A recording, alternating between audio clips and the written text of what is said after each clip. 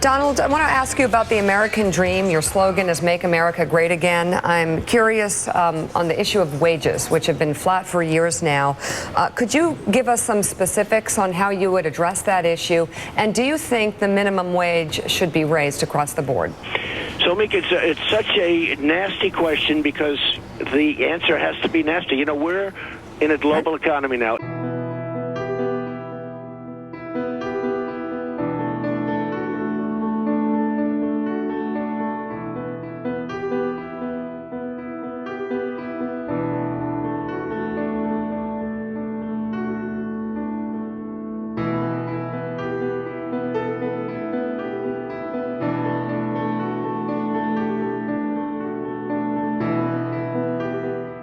It used to be people would leave New York State and companies would leave New York State or leave another state and go to Florida, go to Texas, go to wherever they go because the wages, all sorts of different things.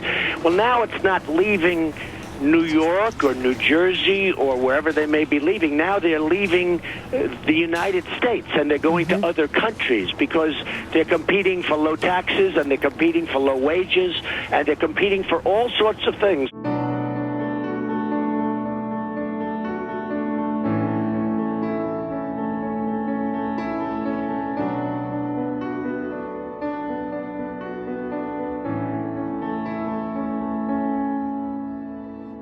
One of the things that's happening is China, with what they're doing with their currency, with the devaluations, they're making it very, very difficult for companies to compete.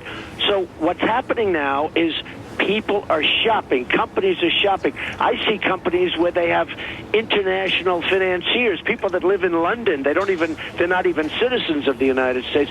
They're shopping their companies to different places. And we can't have a situation where our labor is so much more expensive than other countries that we can no longer compete. One of the things I'll do if I win, I'm going to make us so competitive as a country.